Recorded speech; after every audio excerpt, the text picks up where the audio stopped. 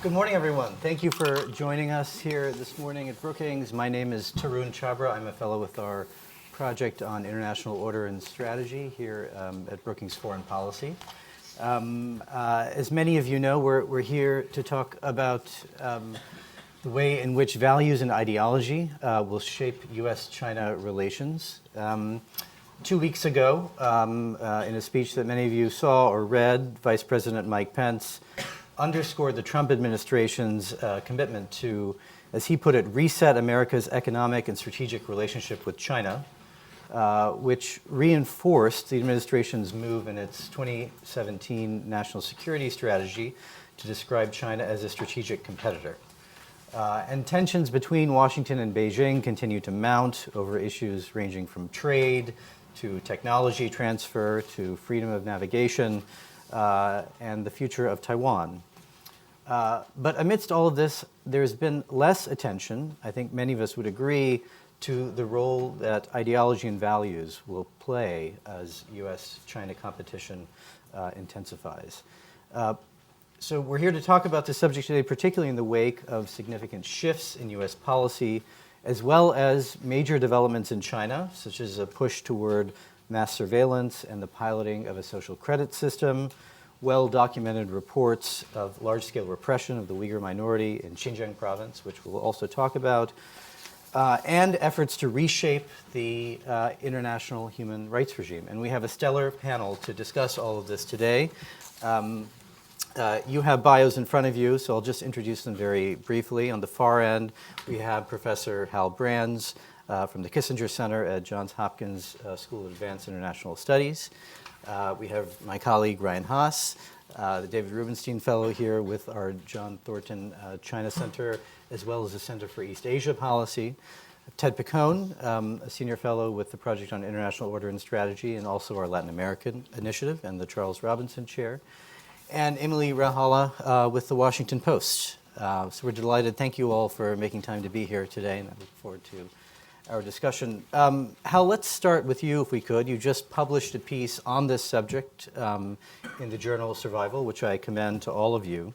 And I think it'd be useful to start a little bit with definitions. When we talk about great power competition and someone mentions values, a lot of people think of values as soft or peripheral to military competition or high-level diplomacy. And the notion of authoritarian values to many people sounds oxymoronic.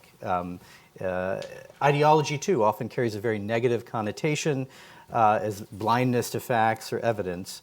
But as you have written, ideology has gotten a bad name in U.S. foreign policy because it's often taken to signify a commitment to dangerous moralistic crusades. All that being said, you mean something different when you write about values and ideology, particularly as they're going to shape U.S.-China competition. So help us define these terms and tell us why, when we talk about U.S.-China relations, you think these concepts, as you define them, haven't enjoyed as much airtime as they deserve. Sure. Well, first off, thanks for having me, and thanks to everybody for being here. So when I think about the role of values or ideology in U.S.-China relations, I'm thinking about something pretty simple, but I would argue pretty important or even profound, which is just the clash between liberalism and illiberalism on the one hand, or perhaps democracy and authoritarianism on the other. And liberalism and democracy and illiberalism and authoritarianism, they mean different things. I think of sort of democracy as being essentially a procedural definition about the set of processes a country has for selecting its leaders and choosing its form of governance, whereas liberalism is more of a commitment to a set of particular values about the relationship between the individual and society. But they overlap in the United States, just in the same way that illiberalism and authoritarianism overlap in China. And it's the clash between those two sets of systems and values that I think about when I think about the role of ideology in U.S.-China competition. And the argument that I have made and that I would offer here is that this clash of values is far more central to U.S.-China tensions and U.S.-China competition than we often recognize for a variety of reasons, which I'm happy to go into in greater detail. But just to give you two very brief examples. One, I think the fact that the U.S. and China have different approaches to the relationship, say, of the individual to the state or of society to the state fosters mistrust. It makes it harder for us to understand each other. And it also leads to different views of what sort of international order is just and desirable. And so the United States, being a liberal democracy, has long sought an international system in which liberal democracy is prevalent. The Chinese government, being an authoritarian, illiberal regime, has long sought an international order in which such regimes can be protected and can, frankly, survive. And so I think that is quite central to the U.S.-China competition today. And this actually isn't unusual. Ideological disputes, clashes of values have been central to great power competition going back to Athens and Sparta. And so this is very much the rule rather than the exception. Which leads, I guess, to the second question you asked is why haven't these ideas gotten more airtime? And I think you alluded to one piece of it, which is that ideology did get a bad name in U.S. foreign policy after 9/11, and particularly after the Iraq War, which was sometimes associated with sort of, I think wrongly, but was often associated with ideological as opposed to pragmatic decision making. And the other is that when we think about ideological competition, our minds naturally go back to the last great power competition, which was the Cold War. And because the Cold War was so fraught and so dangerous and so tense, naturally no one wants to go there when thinking about the U.S.-China relationship today for very good reasons. And so as a result of that, we tend to think that that was an ideological competition because it involved a clash between two universalistic forms of belief and forms of values. And so this one is more geopolitical. It's less ideological by comparison. And you since you've raised the Cold War analogy, just tell us a little bit, let's talk a little bit about that. It seems to me that in the foreign policy community, the idea that we might be entering a new Cold War is becoming a bit of a third rail. If we talk about ideology and values, often the immediate response is you're trying to get us into a new Cold War. So how do you think about that analogy? What's wrong with it when it comes to U.S.-China relations, but is there anything right with it? Is there a spectrum of competition that we ought to be thinking about in those terms? Yeah, so I mean, I certainly wouldn't say that we're anywhere close to approximating the Cold War as it unfolded between the United States and the Soviet Union. And I'll just, just to pick one aspect of this, although there is an ideological dimension to U.S.-China competition, it's different than the ideological competition we had during the Cold War. Or as I said, during the Cold War, the United States was facing off against another ideological belief system that was universalistic in its own right. Communism was going to spread to cover the globe. And I don't think that the Chinese think about authoritarianism in the same way.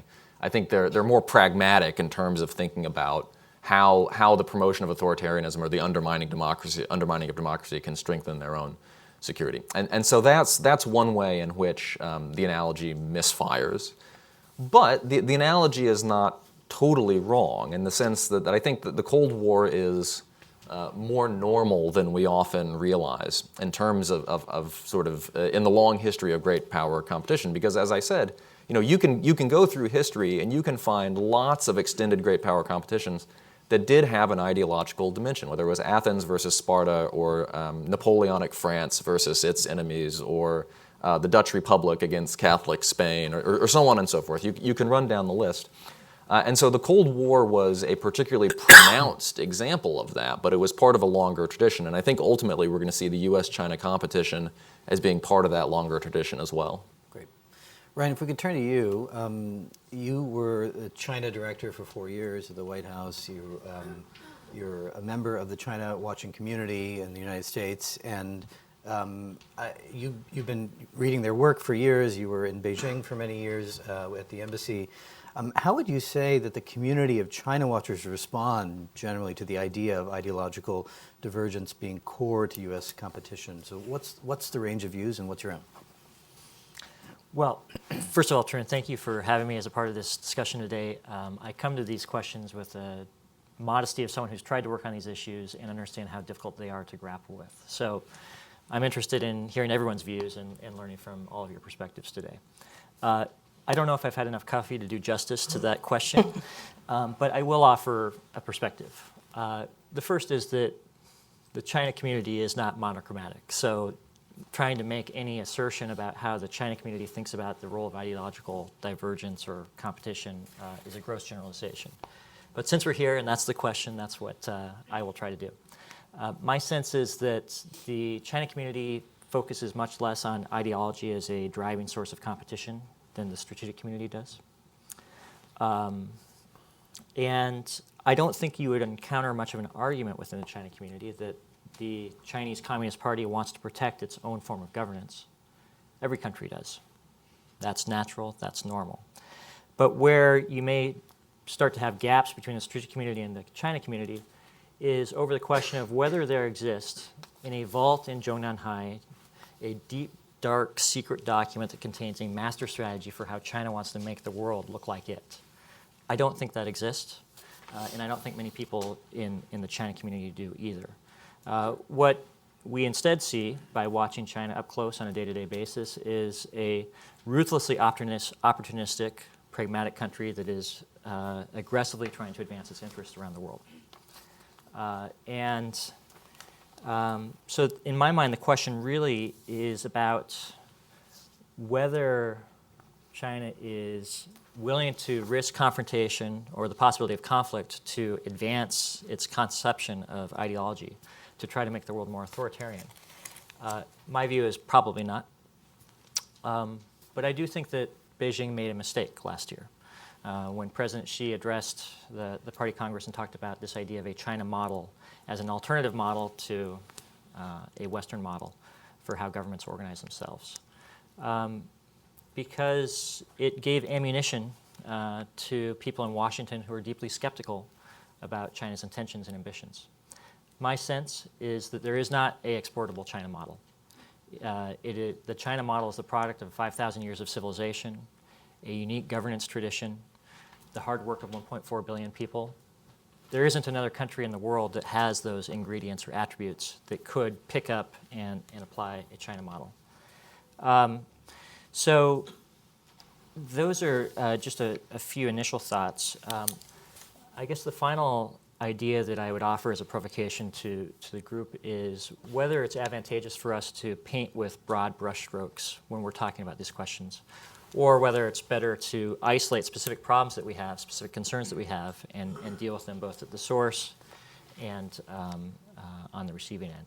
My view from experience is that it's better to isolate and address specific areas where we have concern rather than to create these gross generalizations that lead us down a confrontational and adversarial path. Great, and we'll come back to definitely at least a couple of the things that you've said. I want to ask you one more question, which is, as many here will remember, when former Secretary of State Rex Tillerson did his first town hall, he drew a lot of fire because he said, essentially, there are interests and there are values, one's over here and one's over there. I think I and some others took the criticism to be a little bit disingenuous, because I think that's how a lot of people in the U.S. foreign policy establishment have thought about values and interests, for better or for worse, depending on your perspective, for a number of years. Is that an unfair assessment? What do you, how would looking back, what do you think? Well, I don't know what Secretary Tillerson intended by his comments, but we can gain a bit of insight by looking at a memorandum that the state policy planning staff wrote after the fact to try to justify and rationalize the comment that he made, which was subsequently leaked to the press and is available online now. And in this document, there was a distinction made between liberal idealists, sort of fuzzy-headed, hopeful people who want to make the world a better place and want values and human rights to be central to American foreign policy, and hard-nosed realists who understand that foreign policy should be guided by a country's external behavior, not what happens within their borders. And the argument was that the Trump administration would pursue more of a realist approach and use human rights as a club to bludgeon the Chinese and other adversaries. In my mind, as a former practitioner, that felt like a pretty artificial distinction. I've never encountered a playbook, policy playbook for liberal, hopeful people and a separate one for realist people that gets pulled off of the shelf depending upon the administration.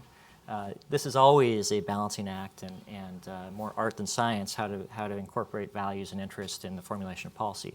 At the end of the day, my sense is that policymaking really boils down to three questions: timing, sequencing, and prioritization. And in a complex, complicated relationship like China, U.S.-China relations, prioritization is essential.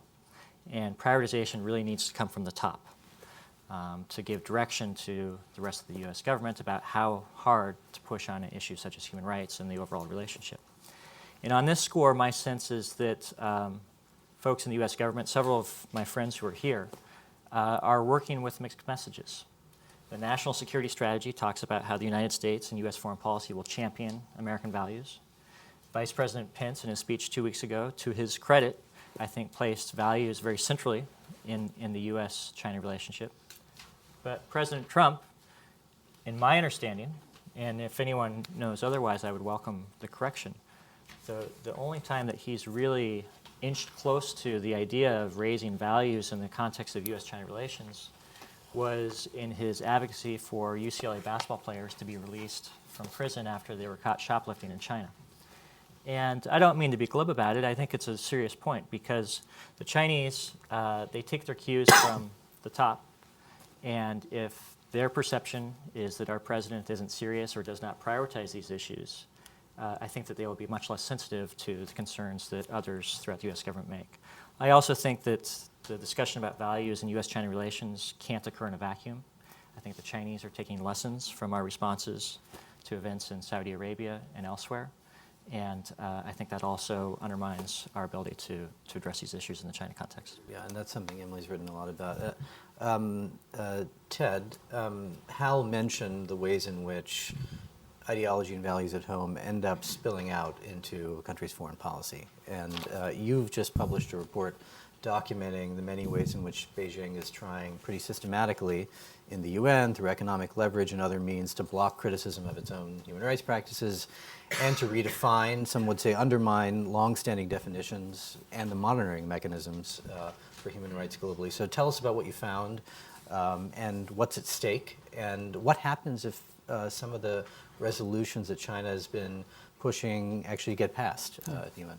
Great. Thanks, Tarun, and good morning, everyone. I am not a China expert, so I want to declare that up front. But I've been working on the issues of democracy, human rights, and foreign policy for the last couple of decades. And so I have a view about how these issues play into different relations bilaterally and multilaterally. And I've done a lot of work looking at country behavior in the UN human rights system. And I think it's a great place to see how countries project their own values and interests in the largest, highest body of human rights and international affairs. And what I found was that China has, for many, many years, used the UN system to block any criticism of its own behavior internally. Not a surprise, most states do that, nothing new there.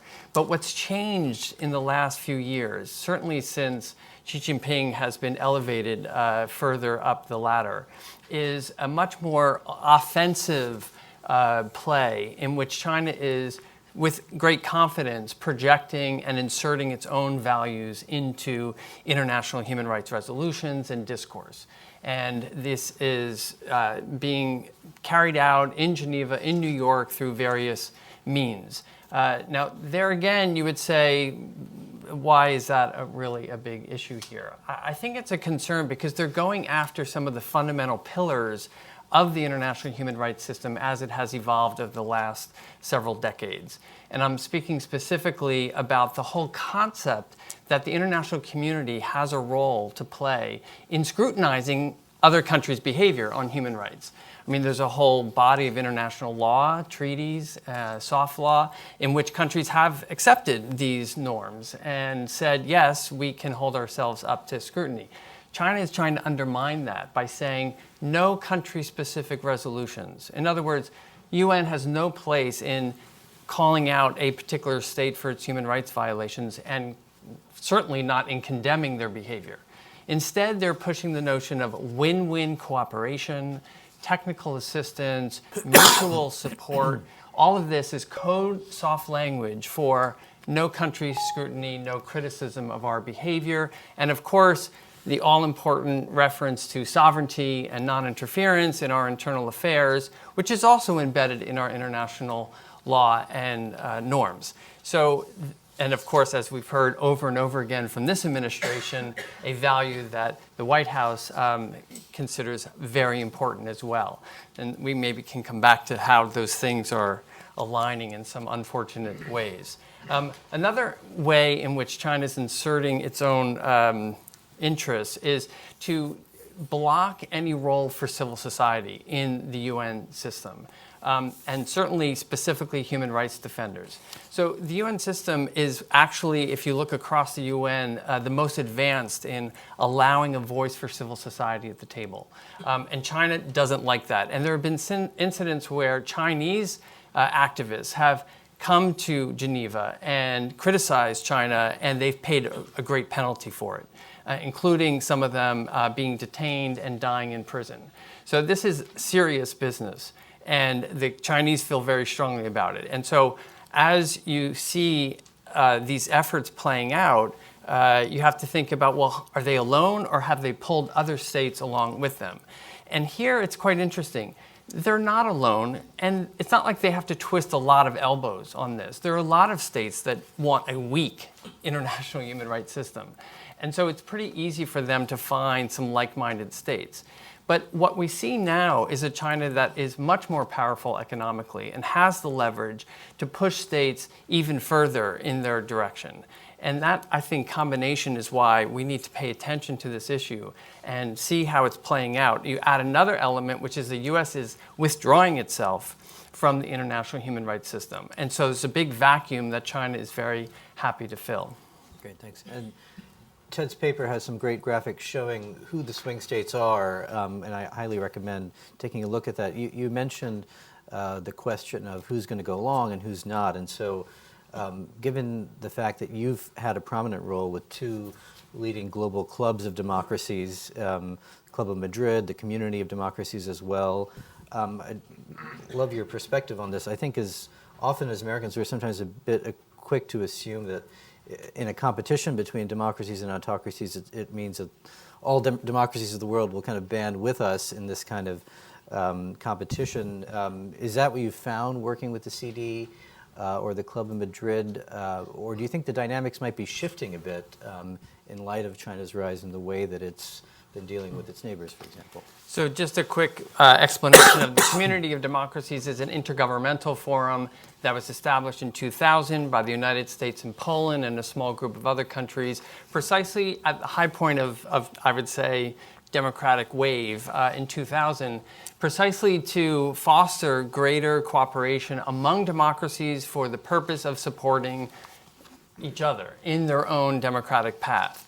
And at the time it was created, there was some concern in the State Department that this was really going to enrage China in particular, and it would be seen as an attack on China.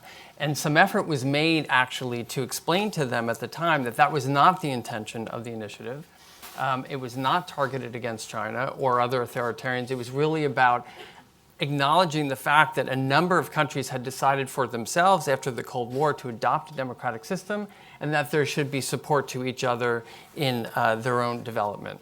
So that was fine. That seemed to work just fine. But what the real problem was that democracies had a hard time finding common interests and behaviors, I would say. So we spent some time, for example, trying to create a democracy caucus at the United Nations of like-minded democratic states that would support this more forward-leaning strengthening of the international human rights system as one example. It was very difficult to organize, in part because a number of states, and the swing states in particular, felt, well, we don't want to choose sides. We don't want to be seen as, or somehow taking away from our regional identity or other clubs that they belong to, which I thought was actually a bad excuse for, or maybe they didn't want to be too closely seen, tied to the United States. I think that was also a dynamic at play. So now, many years later, the Community of Democracies still exists, but it is a rather, I would say, underwhelming voice in the process. Now, the Club of Madrid is different. It's a private organization of former presidents and prime ministers whose mission is similarly to support the transition to democracy in various states at their request. And they have done a number of very important projects, usually below the radar, at the invitation of different countries, Tunisia, elsewhere, to kind of take the wisdom of these former leaders who themselves went through various democratic challenges of governance and share that lesson. Interestingly, their last big meeting was in China, and I got a chance to attend that meeting. And the theme of the meeting was China's rising aspirations for leading in global governance. And so it was such a clear demonstration of how the ground had shifted toward talking to, advising China as it thought about its greater leadership aspirations in the world. And maybe this brings us back to why this is so important. I mean, you said China's unique, but I think China very much is trying to assert the argument that we, China, have a superior model in many ways, including for promoting human rights. State-led development that focuses on the collective, focuses on economic and social rights, is a better system. And that is what they're talking to the Africans, to Latins, to others in making this case. So it's not just, it's saying and asserting a superior model. And that's why I think this competition is for real. Emily, first, I'd love for you to respond to anything you've heard, but the first thing I want to ask you refers to both kind of what Ted and Ryan mentioned, which Ryan said there's probably not a deep, dark document, right, about this, suggesting kind of how China intends to spread authoritarianism around the world. There is, I would mention, research by some of our scholars here about Chinese grand strategy, though, that kind of, I think, suggests there is more consistency within the party strategy than maybe we'd assumed for a while. But I guess the question is, you've spent a lot of time in Beijing as a member of a Western press corps in Beijing. I sometimes wonder if we get a little bit wrapped around the axle in talking about Beijing's intentions and whether it's plotting to export its model of authoritarian capitalism around the world. And I wonder if there's just a way in which we can't help it in terms of who we are, and they can't help who they are. And the examples I think about are the New York Times reporting in 2012 when David Barboza and others reported on corruption in the Politburo, implicating the family of a former Chinese premier, which the Communist Party, I think, perceived as an existential threat, and that's understandable in a sense. It had nothing to do with the U.S. government or U.S. government intentions or any concerted effort by the United States to promote liberal values. It's just the kind of thing our press does, and we're not about to shut it down anytime soon. Then I think also about the example of the Norwegian government, which in that case I think was a bit of a canary in the coal mine, which tried to explain that it, as a government, had nothing to do with awarding the Nobel Prize to Liu Xiaobo. That was the Nobel Committee, and that's how things operated in their system, but that didn't go very far with them. So in that sense, are we just destined to clash, irrespective of our intentions or any deep, dark designs? Well, thanks for the question, and thanks for having me. For some context, I was until September the Washington Post correspondent in Beijing, and I was there for 5 years as a correspondent. So my perspective is perhaps a bit more rooted in the day-to-day and on a smaller scale in terms of values and interests. One interjection I wanted to make, just going back to the points made earlier, was just to say that conversations about values are often presented in a very oppositional and singular way, and that has a lot of value, but perhaps, from my perspective, the most interesting, the place where the most interesting work is happening is looking at the clash of values within each of these systems and how that's framing policy. And on issues like, the press, on the New York Times case, you have voices on both sides, in both systems, who are arguing for different outcomes. And that's just one interjection, I think, that's worth making. I don't think the two systems are destined to clash, but I do think that there's currents running through both societies right now that make it more likely. And I perhaps see it slightly differently. The most interesting development for me as a reporter based in Beijing over the last 2 years has been not necessarily China and the United States moving away from each other, but it's been the areas of what some would call authoritarian convergence. So you see, quite similar messaging coming from the United States government as coming from the Communist Party. I'm not equating them in a value sense, but you have the great rejuvenation of the Chinese nation and Make America Great Again, a focus on nationalism, on patriotism, on the politics of the flag, on the politics of the national anthem. The U.S. Use of terms like win-win and sovereignty, I think that was Tillerson in one of his first visits sort of used that Chinese language. Of course, within the U.S., that there's voices calling for sort of a pushback to more liberal messaging. But perhaps as a point of conversation, and I welcome your questions on this, that's really been a dominant theme in terms of values and interests from the ground level over the last 2 years. Great. And I'd like to come back with the group to talk a little bit about whether messages coming out of the White House are really having a big impact, maybe in emboldening Beijing in some respects, or whether you think it's more at the margins. But we'll come back to that in a minute. I do want to ask you about what's happening in Xinjiang. Sure. And so you and your colleagues at the Post, journalists at the Times as well, analysts at Human Rights Watch, have documented that hundreds of thousands, potentially up to 1 million Uyghurs in Xinjiang have been interned in re-education camps. Many more are being surveilled, coerced into arguably giving up their religion, cultural traditions. Tell us, what is China doing in Xinjiang? What do Beijing's actions there portend for a broader values-based conflict for the U.S. and China? So what's happening in Xinjiang is in many ways, I think, an expression of Chinese interests, domestic interests and values right now. What our reporting shows, and there's some debate over this and some controversy, but what my personal reporting has shown is that there is sort of a mass internment of ethnic Uyghur and other sort of Turkic, Kazakh, Kyrgyz Muslims in Xinjiang, that this has been happening since the summer of 2017, and that up to 10 to 20% of the population is cycling through what are essentially locked internment camps where participation in so-called re-education, whether that means praising the party, singing red songs, or indeed studying Mandarin, is mandatory and you can't leave. And this is, in the last few weeks, China for a long time denied this. It was deny. And the last few weeks, we've seen a move to sort of shift that response to a more values-based response that has to do with what you said on the Chinese model. And the shift in how this is being defended is very much slightly civilizational.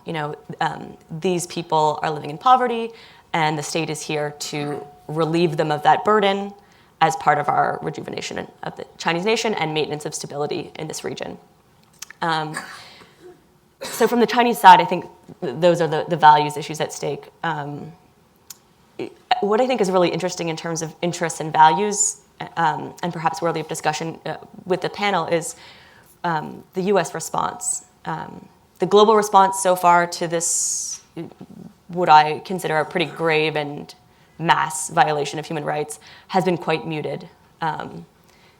There's starting to be some traction on a response, but from the United Nations and elsewhere, but it's been quite muted. The State Department's had what I would call a values-based response, calling for these camps to be shut down, confirming their existence.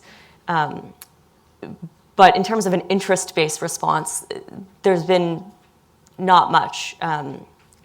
Ending what's happening in Xinjiang has not been a U.S. government policy priority from what I've seen, and there's been no sort of concrete foreign policy response to this. Either because people have decided it doesn't align with U.S. interests to speak out on this, or just because it's not a top priority. Ryan, I'd like to get everyone's views on this, but Ryan, let's start with you. As a political officer in Beijing, you covered Xinjiang, reported from Xinjiang, you traveled there yourself. Tell us, about the evolution of China's policy in Xinjiang? How did we get to this point with hundreds of thousands of people being interned there? Well, I think Emily's reporting has shed a lot of light on that question. Chris Buckley's reporting from the New York Times has also filled in some of the gaps. What's happening in Xinjiang I find personally to be tragic. I think it's very unfortunate. Xinjiang's a beautiful place, and if anyone has an opportunity to go there, I encourage you to go see it with your own eyes. But I think what's happening, Emily touched on this, it's born out of fear, not strength. It's fear of loss of control. And I think that at one point in a previous administration, there was an effort to integrate Xinjiang with the rest of China and to use economic benefits and incentives and inducements to try to pull Xinjiang closer. And as that was happening, there were incidents of violence, both in Xinjiang and throughout China, attributed to ethnic Uighurs, which aroused a lot of anxieties in Beijing. And Beijing's response has been to try to use whatever tools they have to assert control. And it's a complex story, but I think that's the essence of what has transpired. And China's up for under the Universal Periodic Review. How do you expect this to be treated in that context? What should we be expecting out of the UN system reporting on what's happening? So there's a new process at the UN where every state is evaluated on their human rights record. It was a way to get away from the politicization of the past, to say, okay, it's not just whoever the strong and the weak decide who gets scrutinized, but in fact, every state gets scrutinized. So China's in its third cycle, and we're kind of waiting for the results of it. But what we've seen so far is this game that goes on where China's friends go up in the dais and they praise China's model. And there's no real hard questioning. And then there's a long line of other states that ask much more critical questions. And China, we're waiting kind of for China's response. That's what's going to happen next in the cycle. But all of this, China would say, this is why we don't need any country-specific scrutiny, because we have this peer review that's kind of a softer approach, and we shouldn't be condemning any other state in some other forum. Now, in fact, what's happened at the Human Rights Council is a very robust number of resolutions that are addressing human rights problems in Myanmar, in South Sudan, in name the country, Cambodia, in North Korea, with really serious investigating mechanisms where independent experts are appointed and going into countries and documenting the human rights violations. The Chinese really don't like this at all, and they're afraid that this UN system could turn its sights on what's happening in Xinjiang. But I think given how much influence China has at the UN, that is still pretty unlikely to happen. And what's the Chinese perspective on the United States withdrawing from the Human Rights Council? I don't know if they've said anything specifically about it, but we know that they had already positioned themselves in this more assertive way, even while the U.S. was on the body. So this just gives them more maneuvering room. And how, when you look at what's going on in Xinjiang, maybe it doesn't necessarily impact your views about what was already happening in the competition that's underway, but how do you think countries in the region are reading what's happening there? Does it change their view of China in any way? What's your take? Well, I'm neither a Southeast Asia nor a Central Asia expert, and so I can't speak with great authority in terms of how the events in Xinjiang are being perceived in capitals around the region. But what I'll say two things. I mean, one is that in some ways what's going on is simply underscoring sort of the clash of systems or the clash of values that we've talked about in a particularly pungent way, I would say. And it just sort of underscores the differences in how particular types of states relate to their populations.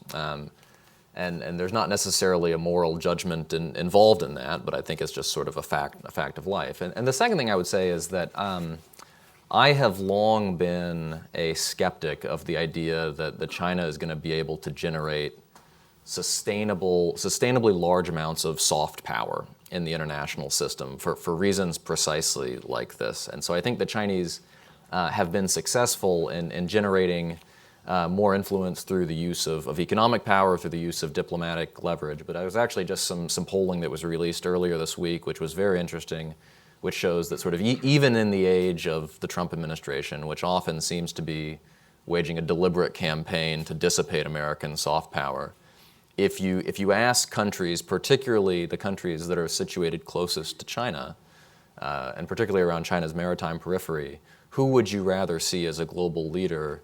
It's the U.S. winning in basically every instance. And so my guess is that this relates in some way to the perception that while China has generated admirable economic success, which I think is quite attractive to a number of populations around the world, that there's also something frankly ugly about the Chinese political model that is not seen to be an object of emulation in the same way, at least among at the popular level. There are certainly plenty of regimes that would like to emulate the Chinese political model. Yeah, and let's, if you would, just come back to the question that Emily discussed a little bit and Ryan raised as well, which is how much do intentions matter? How much does it matter if there is a secret plan on either side, right?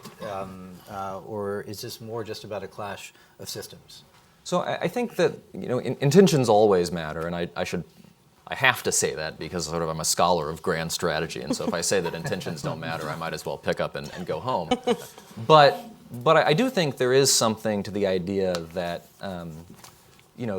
the United States and China sometimes just can't help but behave in the way that they do because it is hardwired into their system. And so let me give you one example of this. The Chinese the Chinese government in particular tends to attribute more intentionality and more sort of sinister design to American policy than is warranted. And there's one story that I think brings this home nicely. So back in 2014, 2015, there were reports of aggressive Chinese hacking of this institution and other think tanks in D.C. because the Chinese were looking for the real national security strategy because they could not believe that the anodyne and platitudinous documents that the government puts out. Easy. I'm not speaking of any specific national security strategy, but they couldn't believe that we would actually say what we're doing in public. So there's got to be some deep plan, and of course there's not in that case, but. The Chinese have long argued that the United States has basically been pursuing a campaign to destabilize the People's Republic. And they're not entirely wrong. I mean, U.S. economic engagement from the 1990s onward was premised on the idea that this would ultimately undermine the pillars of authoritarian control in China and lead to a peaceful transition toward democracy. The United States, has in many cases supported human rights activists, at least in the past in China, in a way that is inherently threatening to an authoritarian system. And so is there a deep American plan to overthrow the regime in Beijing? Not to the best of my knowledge, but does the United States behave in ways that are certainly perceived to be threatening by authoritarian regime? Absolutely. Does the paranoia run both ways? I think that, yes, in certain ways it does. So, I think that, I'll say this, I think that the U.S. conversation about China has shifted quite significantly in the past 2 years. And so, as late as the end of the Obama administration, sort of the idea of great power competition was sort of seen to be something you didn't talk about publicly. And that has certainly changed. And so Vice President Pence gave sort of the laundry list of Chinese misdeeds a couple of weeks ago in his speech. And so I think that there can be a tendency to ascribe more intentionality than there actually is, and more connections between all of these aspects of Chinese behavior than there actually is. That said, you could also make the argument that this is a distinction without a difference, right? Because what really matters from the perspective of the United States is how China is behaving in the international system, just in the same way that what really matters from China's perspective is how the United States is behaving. And so if Chinese policy is having the effect of strengthening authoritarian governance in Southeast Asia and Central Asia and even in places like Latin America, if Chinese behavior is having the effect of undermining international norms about human rights, at least in the way that we define them, then it's a little bit immaterial whether there's an actual document locked in a safe somewhere or not. So last, and then I'd like to bring everyone in on this question, which is the question of the broad brush, right, which Ryan raised. So what are the upsides, what are the downsides of characterizing this competition as fundamentally one about ideology, democracy versus authoritarianism? Do you want to start, and we'll come back down the panel? Yeah, so Ryan is exactly right in saying that there are dangers in doing this, in the sense that you tend to inject a more, frankly, ideological element into disputes. You tend to bring sort of the moral aspects of the relationship to the forefront, which can make it harder to find diplomatic compromises. And the more that we think about the competition as one that is competitive, not just in a geopolitical sense, but in an ideological sense and an economic sense as well, it stands to reason that it will be harder to isolate and insulate those areas where there still is scope for positive sum cooperation between the United States and China, whether that's climate change or anything else. So those are all the dangers of doing it. I mean, I think there is at least there's at least two factors, I'll say, that cut the other way. One, I think that the contrast in values and the contrast in systems is a major competitive advantage for the United States. For some of the reasons that we've talked about. And so if we are sort of setting that issue off to the side, I think we're leaving sort of a round in the chamber, so to speak, in a competitive framework. The other is that if you just look at American history, there has always been an ideological aspect to U.S. competitions with other major powers. I mean, going back to the competition with the British, in the late 18th and early 19th centuries. And the reason for this is that it is difficult to mobilize the American public and difficult to mobilize the American political system to rally, to respond to whatever the perceived threat is, without bringing the values dimension into it, without making the case that this is something that threatens not just American geopolitical or American economic interests, but threatens our view sort of threatens the democracy and human rights, threatens our view of how the international system ought to work on a values level as well. And so I think that will probably hold true in the Chinese case. And so if you believe that the Chinese challenge is as severe as some of the China hawks think it is, then it's hard to see how you can mobilize the American public to contest that challenge effectively without bringing the ideological dimensions into it. So I think there are negative aspects of it, there are positive aspects of it as well. Okay. And so Ryan, love your response to that, but also specifically whether you take issue with those two upsides or whether you just weigh everything differently. Yeah, well, I guess if the question was what is the most effective way to mobilize the American public for unvarnished adversarial relationship with China, if that's what we're trying to achieve, then sure, we should make ideology a centerpiece of our approach to China. I'm not convinced that that's the most effective or necessary way to approach this problem. When I think about strategy towards China, I'm thinking about it in behavioral issues. What are we trying to influence? What are we trying to encourage the Chinese not to do or to do? And if that is the question, if the centerpiece of our approach, if what the Chinese hear when our mouth moves is ideology, ideology, ideology, I don't think they're going to hear much of what we have to say or much of the concerns that we have. And so it will compel the Chinese to hunker down as opposed to be receptive to our efforts to engage them constructively to address legitimate concerns that we have. Secondly, to move the Chinese is really hard. It takes a lot of effort, it takes a lot of persistence, and it helps a lot if you're able to attract like-minded partners to work alongside you in encouraging and reinforcing messages. If our effort is anchored around ideology, I have a hard time seeing what countries will want to line up alongside us in that endeavor. So if you could pick up on both, would other countries join us? But also, Ryan was talking a lot about shaping Chinese behavior, and do we overestimate our ability to do that? What's your I mean, I have a different perspective, I think, on this question. Looking at it from the U.S. China perspective, I agree with Ryan that for managing the relationship, you don't want to overdo the ideology competition element. There's a lot of very important issues on the bilateral agenda that need to be worked through, and you're better off doing that in a more pragmatic way. But when you look at it globally and you look at our interests around the world, and you see China's rise as a power, and especially economically, but also militarily, and maybe much less so on soft power terms, I think that raises a whole set of different questions. And this is where I think we've done some studies with my colleagues David Dollar and Harold Kunis on China's rising role in Latin America. And what we found was not so much that China was trying to impose its model on others, but that it didn't really have a strong view one way or the other in terms of the state of the rule of law in a country. And that its investments and trading relationships tended to go toward places where the rule of law, in fact, was lower, where there were higher rates of corruption. And to their disadvantage, I think, they are paying the price, for example, in Venezuela, where they have invested over $50 billion, and it's just, money, good money going after bad in that case.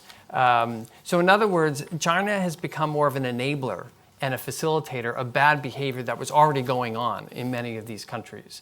So when China shows up offering a lot more money than we can offer with fewer conditions, it's perfectly rational that those countries would choose China over the United States. And we haven't fully woken up to this problem, but I think over time, China is amassing enough leverage that when its interests feel threatened, they will be able to exercise much greater influence with those countries, regardless of their democratic or non-democratic regime, to suit them against us. So this interrelationship between the antagonism at the bilateral level and then how it can play out internationally have to be kind of separated, but they're also related. And I think that becomes, on the latter, why it is important to look at it in this global level as more of a values-based approach. And I just want to add one more note. Maybe we'll come back to it, but just to put it out there. In the terms of U.S. democratic peace theory and our interest in promoting democracy, there's a very strong pragmatic argument that it advances our security interests when we have stable democratic systems around the world. And I think that's another thing that's on the table now in this discussion. Okay. Emily, your take on all that's been said, but one additional question, which is, we can talk about whether the United States should be framing this competition in terms of ideology, but didn't Xi Jinping already do that with his 19th Party Congress speech? I mean, Ryan said it was a mistake, but is China not already doing it themselves? I guess I wanted to make one introduction on the great power competition bit. This whole new Cold War framing is very sexy, and it will get you a book deal. And in Washington right now, it will get you a job. It will get you a front page story. But I think it's bad strategy from the U.S. side, and I don't think it's particularly helpful. And the reason is that I think when the U.S. takes this uses this more ideological language about China, it justifies exactly what Chinese propaganda has been telling Chinese citizens. The U.S. is a warlike country that seeks to contain China and wants to thwart our natural rise. And I just don't think that language creates space for engagement on the very serious issues that need to be addressed in the bilateral relationship. And the same on the U.S. side. I don't think that this sort of hyperventilating language about Cold War politics is helpful or particularly revealing. What was the second part of your question? Hasn't Xi Jinping already framed this in terms of ideological by promoting an authoritarian model and saying it's one that the rest of the world ought to adopt? Definitely. I mean, I don't think anyone or very few people are going to say that there's not a massive ideological component to the Chinese system. That's built into it. This is a system that puts the party first, puts national rejuvenation first. But how does that shape the U.S. response? Does the U.S. meet that with a comparably political and ideological response? It can. I don't think that makes good strategic sense. That's my point. Hal, I think you have something to say. Well, I mean, aren't we trying to contain China's rise? Like, isn't Yes. that the point? So it's if by contain China's rise you mean have we been trying to make China poorer and so on? No, of course we haven't been trying to do that. But certainly we've been trying to contain the potentially destabilizing aspects of China's rise and China's geopolitical behavior. And so, I take the point that if we talk about it as a new Cold War, that's probably not productive just from a prudential standpoint. But I think that sometimes the language we've used to talk about the U.S.-China relationship in the past actually has the effect of distracting us from what we've been trying to do and distracting us from the reality of the relationship. So when we talk about mobilizing the American public for competition, what are we talking about, right? To do what exactly? I think that might help us think about this. Yeah. Can I just offer two yeah. thoughts? First, I'm not convinced, and I don't see much evidence that the American public is enthusiastic about a purely adversarial, highly confrontational relationship with China. And in fact, when I look at public polling data, public attitudes towards China in 2018 are nearly identical to what they were in 2008. And what that tells me is that there isn't a groundswell of enthusiasm throughout the American public looking to have a new unvarnished, potentially escalatory rivalry with China. Second, I think that Hal has provided so much thoughtful provocation this morning. I really appreciate your comments. But if it's people's understanding that the objective of U.S. strategy was to make China a democracy, if it's people's understanding that the objective of U.S. strategy was to put a lid on China's rise, then of course our strategy has been a failure. But it hasn't been. And there have been instances where American politicians have used rhetoric to pass, for example, to gain congressional support for China's entry into the WTO, that I wish that they wouldn't have. But if you talk to practitioners that have been present and participating in the relationship for the past 20, 30, 40 years, that hasn't been the animating focus of American policy or strategy towards China. And so I think that part of what's happening right now is the experience of U.S.-China relations is being set against a set of objectives that never were the objectives of U.S. strategy, to create the illusion or perception that it has been a failure. And I think that risks leading us in dangerous directions. Lastly, I would just say that, Ted, I absolutely agree that we are in a fierce competition with the Chinese on a global scale. And I'm glad that we're able to showcase the range of views between us, because I think it helps disabuse the notion that there's some singular view within Brookings about the challenge that China presents. Ted. Well, I think another way of flipping it around about the containing China issue is that the U.S. wants to remain the preeminent power in the world, whether it's China as a rival or any other country. That has been the longstanding, I think, strategic objective of the United States, and remains that case. Now, then it's a question of tone and strategy or objectives. But remain the tactics. preeminent power in the world in order to do what, right? Because that's kind of what we're talking about here, right? Well, in order to protect our society, to grow our economy, to I think live in peace, and but with a view toward our economic health in particular. And I think that's where the China competition has really meant a lot in our domestic politics. And I think that's where Trump has very effectively made the case that we're losing out in this relationship with China. The American people are on the losing end of the stick. And we see it in manufacturing jobs, and steel jobs, and main streets, et cetera.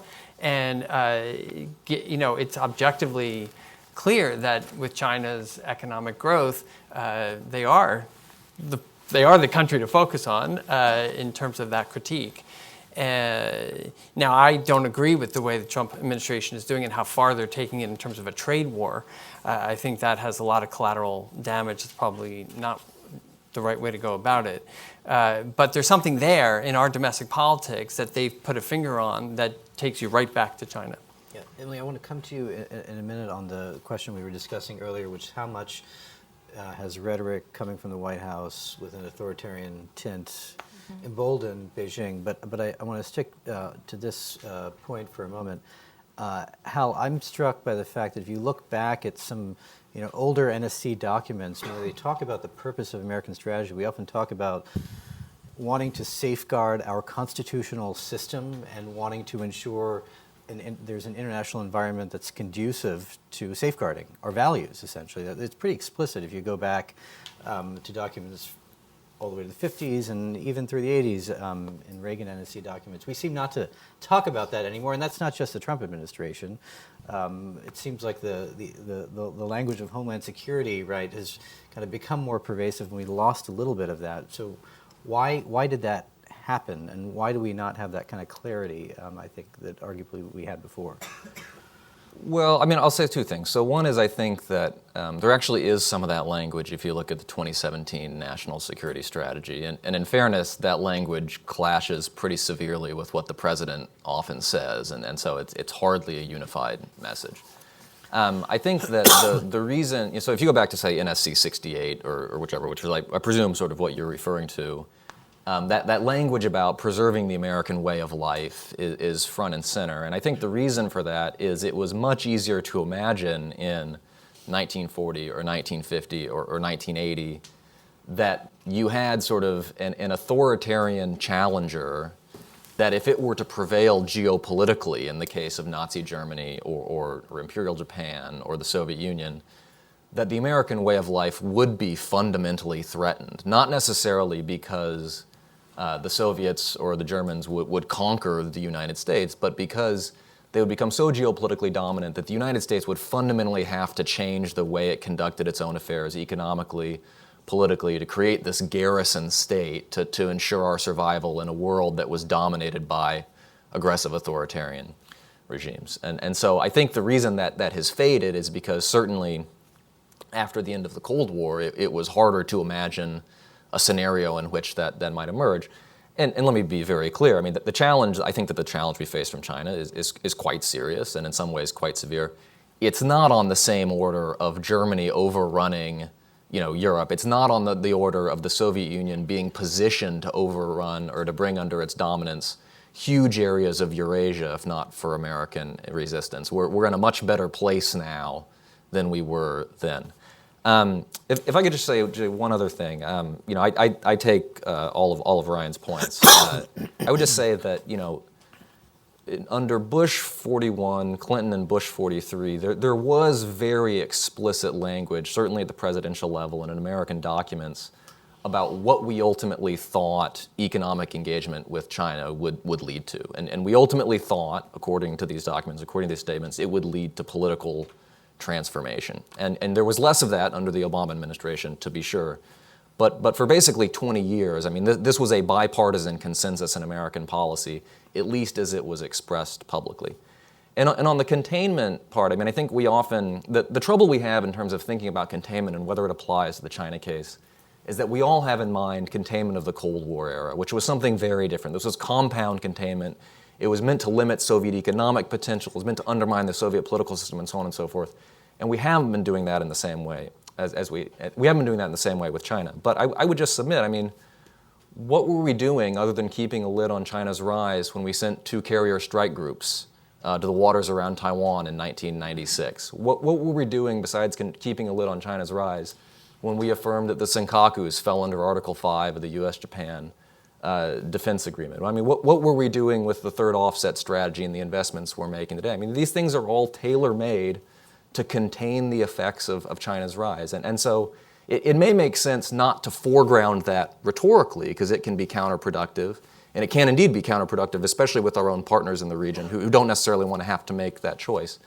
But just sort of at the level of observed behavior, you could make a strong case that this is exactly what we've been trying to do. I wonder if you mean, are we really talking about China's ambition, not necessarily the rise itself, but what it does? Exactly, right. We have not been trying to contain China's sort of natural power potential. We've been trying to contain the expression of that power in ways that we find destabilizing on the international stage. Right. Okay, Emily. I actually have another question for you. Sure.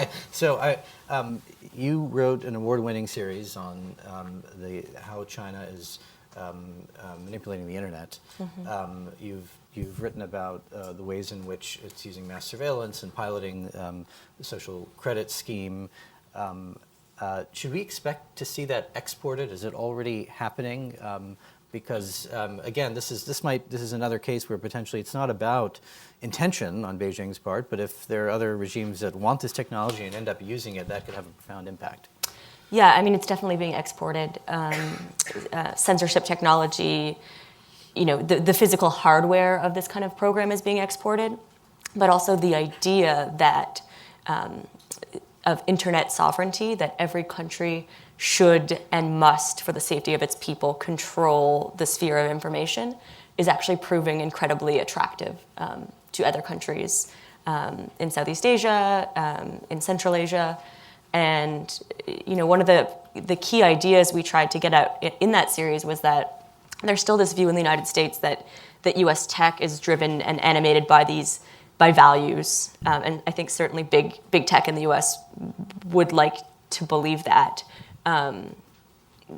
But that's not necessarily the case, and certainly when people are choosing their day-to-day use of technology, they're not making values-based choices, and I think that's true of foreign governments who are going to adopt Chinese censorship technology as well.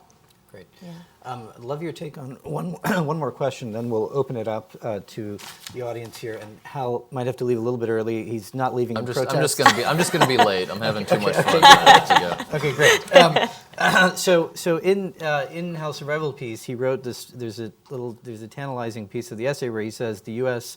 quote might explore with appropriate caution and prudence whether there are ways of manipulating the domestic weaknesses of the Russian and Chinese systems for geopolitical advantage, just as Moscow and Beijing are doing to Washington today. So Hal, tell us a little bit about what you have in mind. We haven't talked at all about the Russian role here, and then we'll come down the line to talk a little bit about that and then open it up. So when I wrote that, I really did mean it as a question rather than a sneaky suggestion. And in fact, it's something that I'm exploring in greater detail in a piece that I'm writing with a colleague from CSBA right now. But I think the basic question is this: there has emerged, pretty solid evidence that both the Russians and then the Chinese, I think in a more sophisticated and subtle way, are doing things that are meant to affect the functioning of the American political system, whether by sort of distorting processes in the Russian case, or simply affecting outcomes in the Chinese case by trying to exert influence in some interesting ways. And so there is, I think, a question for the United States, which is this an area in which we should be replying in kind? Should we be trying to exploit the weaknesses, exploit latent discontent within the Russian or Chinese political systems? Should we be doing things like trying to raise the price of repression, say in Russia or China, by more aggressively using Magnitsky or global Magnitsky sanctions, which is one of the things, by the way, that has been proposed with respect to what's happening in Xinjiang, albeit at the congressional level rather than at the executive branch level?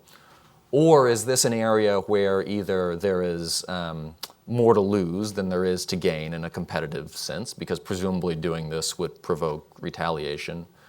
Or simply, as Ryan had said, it would be a turnoff to countries that we might be seeking to rally to our side and trying to uphold the international order that we have supported. And I'll just say this, without prejudicing the answer, I think it's a question we should be taking more seriously than we have today. And I think we need more systematic study of this. And so one of the projects that I'm working on right now is to look at the things that the United States did in this regard vis-a-vis the Soviet Union during the Cold War, because there was a long history of this, for better or worse, and to figure out what worked, what didn't, what were the positive effects, what was the blowback, because I think this question is not going away, and so the more informed we can be about sort of the historical precedents and the net assessment of the costs and benefits today, the better. Great. So right on that, and also if you'd like, the effect of Trump's rhetoric and potentially emboldening Beijing in some of these areas. No, I agree wholeheartedly with what Hal just offered, that this is a subject that requires serious, sober thoughtful perspective. And I don't think it's a decision that should be taken lightly. It's an extraordinary decision if we decide to try to meddle in China's internal affairs. It will fundamentally transform the U.S.-China relationship. And we may reach a point in the relationship where that proves justifiable. I don't think that we've reached it yet. And then I think Emily captured well the dynamic that's at play, that both sides, whether by default or design, are using rhetoric that are empowering hardliners in their perspective of the relationship. And I think it's been somewhat counterproductive to, if our objective is to try to modify or change Chinese behavior. But that's the dynamic as I see it. I think there's a lot of risk in the overt or covert intervention scenario in internal politics. I have a different perspective on this. It's a longer term play, but it's something that we've been working on for a long time. Our effort should really be on strengthening democracies around the world and getting them to work properly and function and deliver benefits to their people. And clearly, we are in a democratic recession around the world, and publics are getting fed up and frustrated and angry at the failures of their democratic political system to deliver a better life for themselves. We have to address that square on. And yes, there are these other competing pressures at play, but the root of the problem is a failure of democratic governance around the world. And this is what concerns me, and especially when you see the kinds of problems we have here in the United States with our democratic governance system. And so we are no longer able to play a leadership role, and we've got to go back to some basics. I think when you look around the world, where is it going pretty well? Europe has lots of problems, but nonetheless, you still have a community of democratic nations there that are holding firm, and a social safety net system that I think is very attractive to publics around the world. And I think Europe has got to step up and, with us and others, play more of a leadership role in bolstering and shoring up the democratic countries around the world.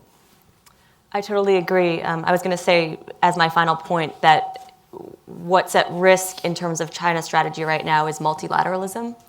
At the grassroots sort of embassy level in Beijing right now, the U.S. is still playing ball.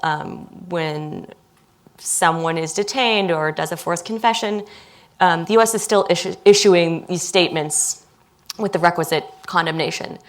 But in terms of response to Chinese actions, that effort is really being led by the Europeans right now.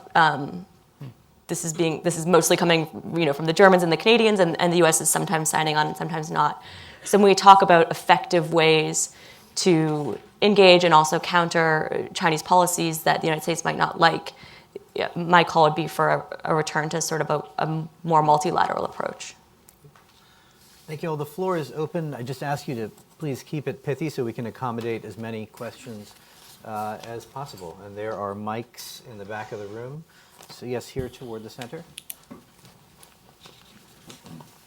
And please direct your question toward particular people on the panel. Sure. Andrew Yo, Associate Professor at Catholic University. This question is probably best addressed to Ryan and maybe Hal. So when I look at U.S.-China relations, at the policy level, there still is dialogue. There is some level of engagement. They still have the strategic economic dialogues. But then we're seeing this rhetoric that's re-evoking the Cold War. And I'm wondering to what extent this language, this turn to ideology, the Pence speech or Xi Jinping's 19th Party Congress speech is really about domestic politics or catering to a domestic audience. I mean, you yourselves have mentioned that, Hal, you mentioned that the domestic angle, it's hard to rally people without having that ideological component. So to what extent is this all about, or more about domestic politics than really a clash between the U.S. and China at an interstate level? Thank you. You want to start with that, Ryan? And if you could both say, what is it that we're trying to rally people to do? We haven't talked about that. Sure. Yeah. So, I mean, when I talk about, I'm just thinking like in the abstract, when you think about rallying the American people for sort of a protracted international competition, just a very basic example would be securing the necessary appropriations from Congress to do what you need to do to compete, whether that's in terms of funding the State Department, whether that's in terms of funding geoeconomic initiatives if we think that we need to compete with Belt and Road and so on and so forth, whether that's funding military investments to uphold deterrence in the Western Pacific, whatever. I mean, that's just one very concrete example of what sort of mobilization will get you.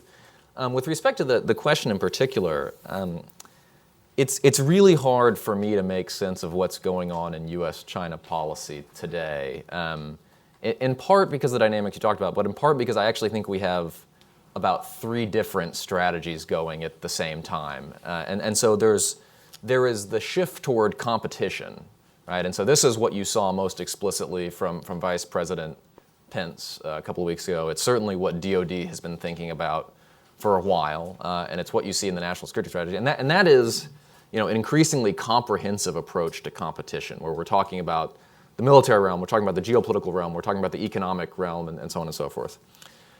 And you can think of that as sort of the bureaucracy's policy toward China.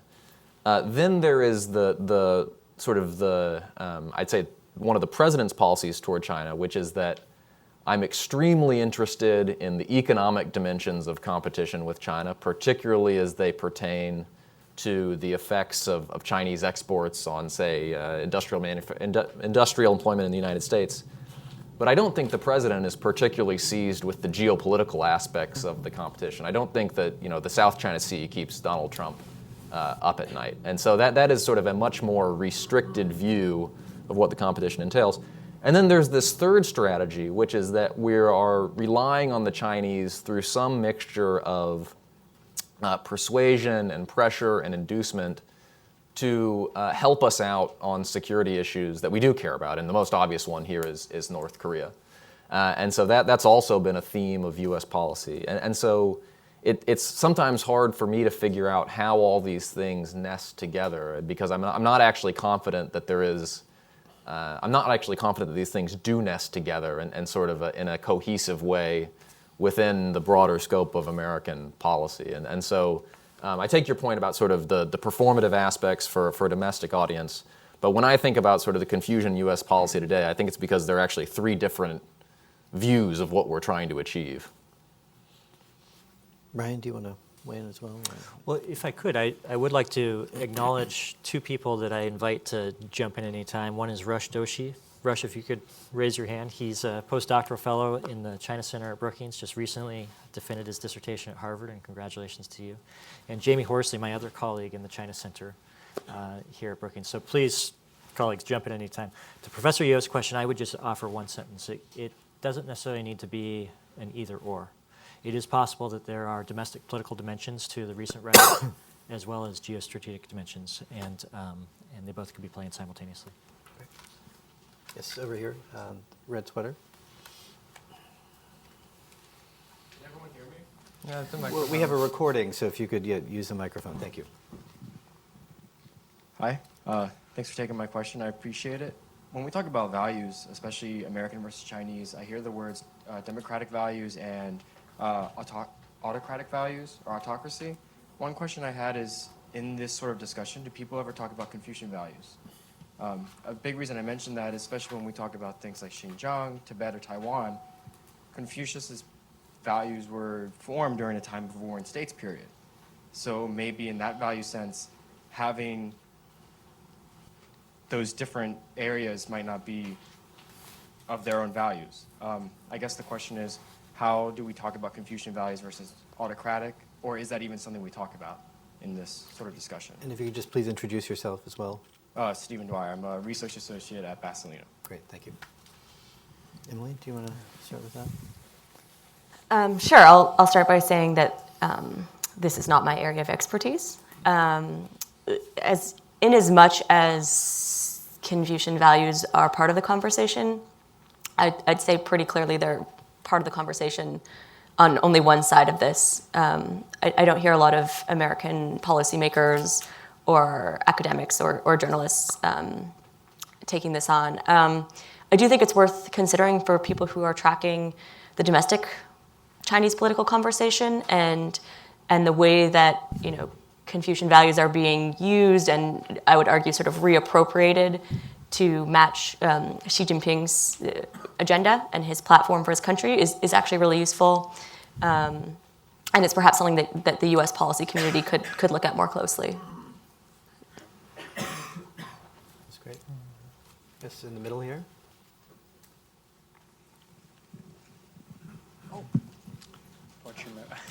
Hi, good morning. My name is Michael Larkin. I'm with the Forum on International Affairs. And if we assume for a second that the ideological competition is going on full force, does that automatically mean it's necessary to pull other countries in the region around the world into it in order to convince one or the other that your ideology is correct?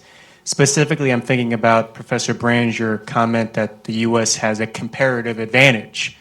If that's true, it seems to me that implies you have to also convince others around you. So if you could comment on that would be great. Thank you. So, I mean, when I talk about values as a comparative advantage, I suppose I'm thinking just in the sense that, historically, democratic states have been much more effective than autocratic states in building and maintaining lasting alliances. Historically, democratic states have been far more effective than autocratic states in wielding large amounts of power on the international stage without provoking a ton of blowback. And so those things, I won't quite say they're inherent to our system because there are ways we can dissipate those advantages, and we seem to be exploring some of those options today. But that's what I think about when I think about the sort of the comparative advantage. I mean, that said, I think that I don't know if democracy is the right word, but I think that I'll just start there. The democracies of the world in the Asia Pacific and beyond are increasingly going to find themselves with a common perception of threat as China becomes more powerful. If Chinese behavior keeps evolving in the ways that it has, and in part this is because I think that democratic states do often find powerful authoritarian states threatening. In part, it's because even if you look at Europe, I think there are growing concerns in a number of major European states about the ways that the Chinese have been using their economic influence, for instance, to stifle criticism of China's human rights practices. And so I think that actually sort of this consensus is, it would have emerged quicker if not for the policies of the current administration, which in a lot of ways are driving wedges between the United States and some of its democratic partners.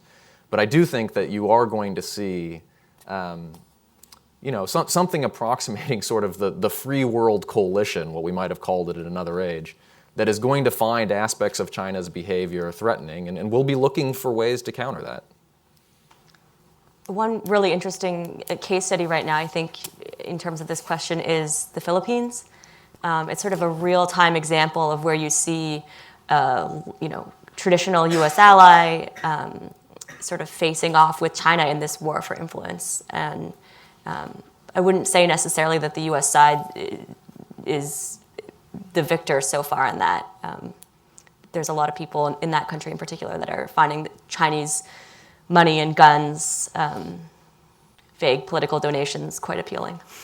I would just add that I think there's a kind of before and after with Xi Jinping taking on a much more confident and assertive role in promoting the Chinese model, that really shifts the dynamic. If this was a China of 10 years ago where it was, the biding our time and a kind of lower profile, we don't want to rock the boat as we continue to rise in other ways, you wouldn't see the kind of sharpening of the conflict now. And could I just very quickly, I think there's an interesting question. Is Xi Jinping the independent variable or the dependent variable, right? Was it inevitable that if you had growing Chinese power over time, you were going to get a Xi-like leader who'd be more willing to throw around Chinese influence ideologically and geopolitically? Or is he sui generis? Well, I'm glad you raised this because as you speak, Ryan and I are co-editing a paper series that'll probably come out in the next couple of months about whether Xi's consolidation of power really was a critical variable in the shift in Chinese foreign policy, or whether it was well underway already. Rush is contributing to that series, and many others, so stay tuned for that. The gentleman here in the third row.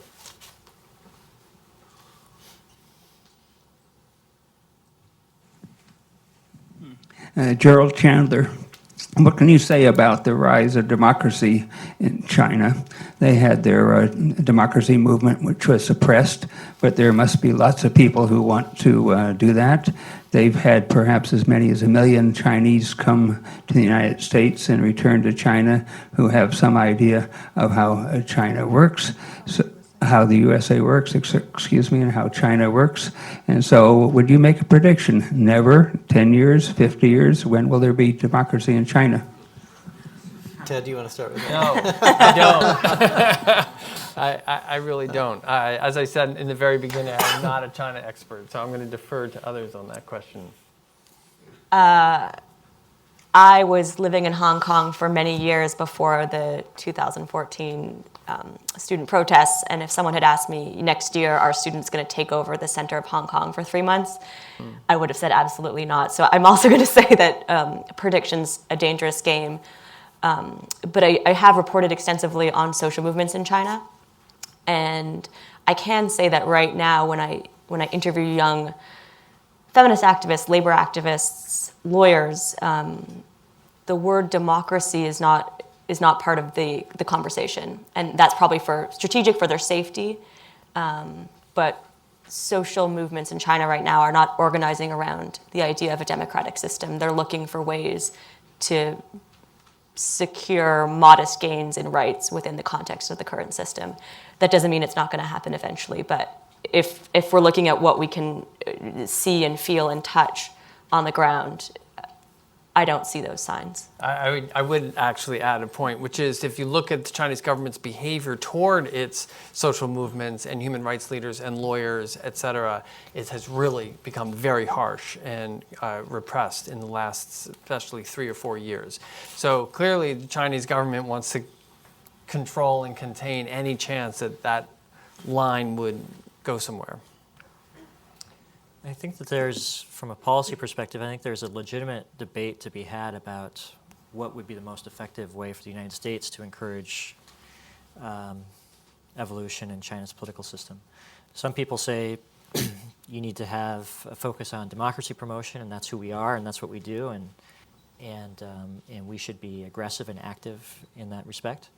And then others say that it actually has the effect of undermining or constricting the space, as Emily was describing, of people who otherwise would be socially active and engaged on these issues. One way in the past the United States government has approached this issue is to put emphasis on what we call hybrid issues, these quality of life issues that are not threatening to the legitimacy of the Communist Party, but are focused on making life better for Chinese people and encouraging the Chinese authorities to be more responsive to the welfare of the Chinese people. One example is with air quality, making air quality information available to the Chinese public. It started out with a monitor on the top of the U.S. Embassy that put out information about what the air quality was in Beijing on any given day. And now in any city in Beijing, they have their own PM 2.5 monitors that are publicly available. So did it make China take a step towards democracy? Probably not. Was it a practical step to make quality of life a little bit better for Chinese people and put a little pressure on the Chinese authorities to be a little bit more responsive to their concerns about air quality? I think so. Jamie Horsley, and Jamie, if you have an answer to the question as well, we'd welcome. Well, I thought it might be a good time to try and jump in. I was trying to lurk back here because I tripped and fell on my face on Friday, so no cameras, please. So a lot of my work involves governance, law reform, looking at what's happening in China. And since this is a conversation about values, I did want to say that we're so focused on the international realm, the geostrategic, et cetera. I'd like to take us below that level and look a little bit at our shared values between the Chinese people and society and American society as well. And it's exactly the sort of thing that Ryan is talking about. We have many areas of still very important as well as effective cooperation going on. Last week we had an event here at Brookings on environmental issues.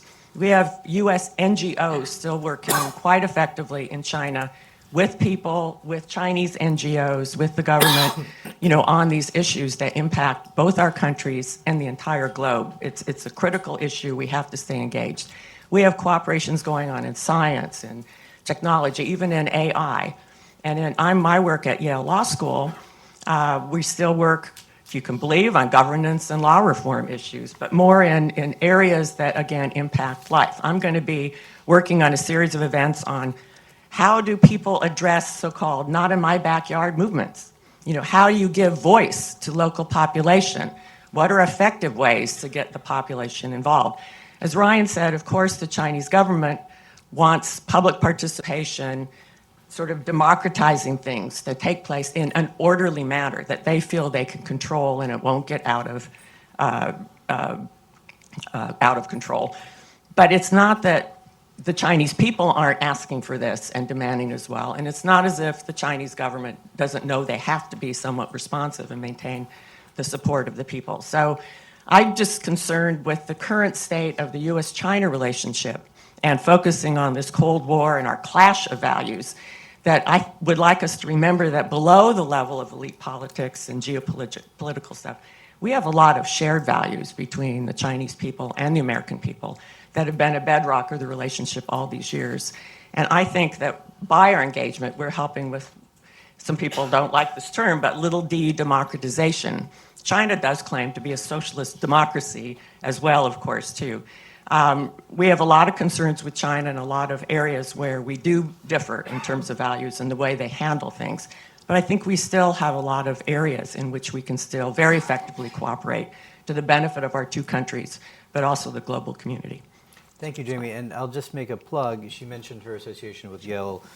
We have a partnership with the Yale Law School China Center, and on October 30th, we'll have a public event featuring a debate on U.S.-China relations, so you're welcome to that. I'm afraid this is all the time we have, but it's been a great discussion. I certainly enjoyed it, and I hope you'll join me in thanking our panelists.